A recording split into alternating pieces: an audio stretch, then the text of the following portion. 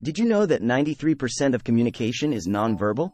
Or that people decide whether they like you within the first 7 seconds of meeting? These surprising facts show just how much goes on beneath the surface when we interact with others. Welcome to The Power of Persuasion, 12 psychological techniques used by experts. In this video, we're diving deep into the hidden tactics that can make you a master of influence. You'll learn how simple suggestions can steer decisions, why people follow the crowd, and how giving a little can get you a lot in return. Imagine being able to guide someone's choices with just a few well-placed words or gestures. Think about the impact you could have in your personal and professional life. We're talking about real, proven strategies backed by science. Get ready to unlock the secrets that experts use to persuade and influence. These aren't just tricks. They're powerful tools that can change how you interact with the world. So, stick around and let's dive into the fascinating world of psychological persuasion. Your journey to becoming a persuasion expert starts now. Chapter 1: The Subtle Art of Suggestion. Have you ever made a choice thinking it was entirely your own? Chances are, you were subtly guided. The art of suggestion is a masterful tool in persuasion. It involves planting an idea in someone's mind without them even realizing it. For instance, a waiter might suggest a dessert by saying, "Would you like to try our famous chocolate cake?" rather than asking, "Do you want dessert?" In the book, Nudge, by Richard Thaler and Cass Sunstein, the authors highlight how small suggestions can have a big impact on behavior.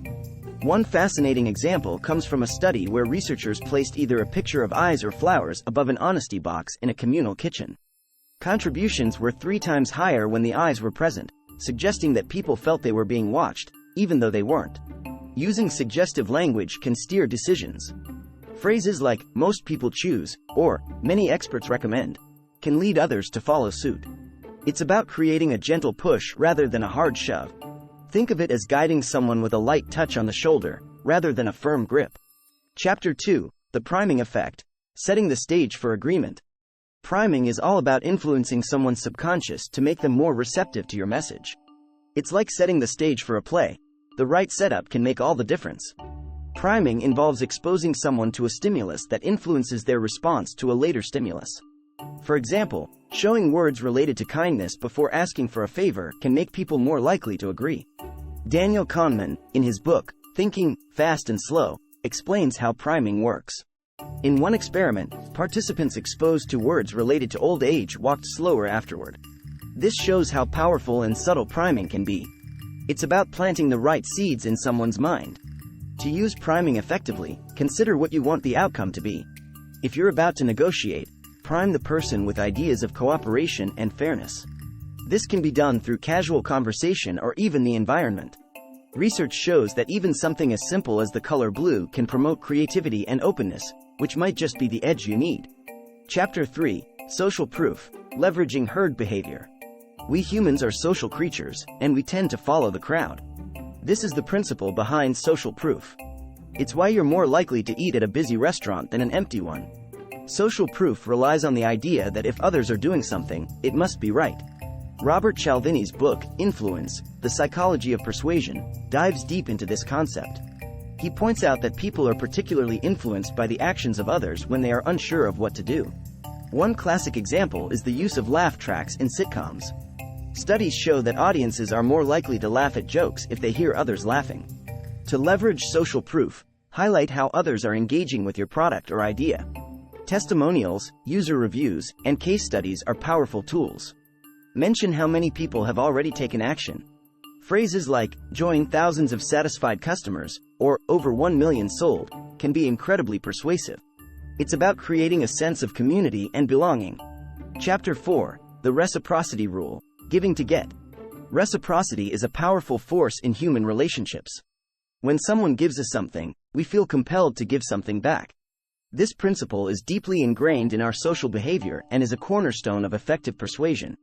In The Psychology of Persuasion, Cialdini shares a fascinating study involving waiters. When waiters gave diners a piece of candy with the bill, their tips increased by 3%. When they gave 2 pieces of candy, tips went up by 14%. This shows how small gestures can lead to significant returns. To use reciprocity to your advantage, start by offering something of value. This could be information, a free trial, or a small gift. The key is to give first without expecting anything in return. This creates a sense of obligation in the other person. They will feel the need to reciprocate, often in the form of a purchase, a favor, or support. Remember, the gesture doesn't have to be grand. It's the thought that counts. The power of reciprocity lies in its simplicity and the natural human desire to maintain social balance. By giving a little, you can often gain a lot. Chapter 5, The Halo Effect. Shine bright to influence right. Have you ever liked someone immediately because they had a friendly smile or a firm handshake? That's the halo effect at work. It's the tendency to let one positive trait influence our overall perception of a person. This can be a powerful tool in persuasion. Edward Thorndike first identified the halo effect in a study with military officers. He found that high ratings in one area often led to high ratings in other areas, even if there was no actual correlation. This shows how our brains tend to generalize positive impressions. To harness the halo effect, start by highlighting your strengths. If you excel in a particular area, make it known. For example, if you're great at problem solving, let people see it. This positive impression can spill over into other areas, making you more persuasive overall. Chapter 6, The Foot in the Door Technique, Small Steps to Big Wins. The foot in the door technique is a classic strategy in persuasion. It involves getting someone to agree to a small request first, which makes them more likely to agree to a larger request later. This technique works because agreeing to the small request creates a sense of commitment. Jonathan Friedman and Scott Fraser demonstrated this technique in a study where they first asked homeowners to put a small sign in their window. Later, they asked these same homeowners to install a large billboard on their lawn. People who agreed to the small sign were much more likely to agree to the billboard. To use this technique, start with a small ask. It could be as simple as asking for a minute of someone's time or requesting a minor favor. Once they agree, follow up with a larger request. The initial commitment creates a sense of consistency, making it easier for them to say yes again. The foot in the door technique is powerful because it builds on the principle of commitment. People like to be consistent with their actions. By securing a small agreement first, you pave the way for bigger commitments down the line. Chapter 7, Framing Effects. Shaping Perspectives to Shape Decisions. Framing is all about how information is presented. The way you frame a situation can significantly influence people's decisions and perceptions. It's not just what you say, but how you say it that matters. Amos Tversky and Daniel Kahneman's research on framing effects shows that people react differently to the same information depending on how it's framed. For example, people are more likely to choose a surgery with a 90% survival rate over one with a 10% mortality rate, even though the statistics are the same. To use framing effectively, consider the angle that will resonate most with your audience. Positive framing often works best, such as highlighting benefits rather than focusing on drawbacks. For instance, instead of saying, "You will lose money if you don't invest," say, "You will gain financial freedom if you invest." Framing can also be used to emphasize urgency or importance. Phrases like "limited time offer" or "only a few spots left" can create a sense of urgency, prompting people to act quickly. It's about guiding perceptions to align with your persuasive goals. Chapter 8, The Anchoring Bias. Setting the baseline for decisions. Anchoring bias is a cognitive shortcut that influences how we make decisions. It occurs when people rely too heavily on the first piece of information they receive, the anchor, when making subsequent judgments. This can be a powerful tool in persuasion. Daniel Kahneman, in his book, Thinking, Fast and Slow, explains how anchoring can affect our decisions. In one experiment, participants were asked to write down the last 2 digits of their social security number and then bid on items in an auction. Those with higher numbers bid significantly more, showing how initial anchors can skew perceptions of value. To use anchoring to your advantage, start with a strong anchor. For example, if you're negotiating a salary, start with a high number. This sets the baseline for the negotiation, making any subsequent offers seem more reasonable in comparison. Anchoring can also be used in marketing. Listing a high original price next to a discounted price makes the discount seem more attractive. It's all about setting the right reference point to influence decisions. Chapter 9, The Authority Principle. Commanding respect and compliance. Ever noticed how people tend to follow orders from someone in a uniform or with a title? This is the authority principle at play. When someone appears to be an authority, people are more likely to comply with their requests. It's a powerful tool in persuasion. Stanley Milgram's famous obedience experiments in the 1960s showed just how strong this effect can be. Participants were willing to administer what they believed were painful electric shocks to others simply because an authority figure in a lab coat told them to do so.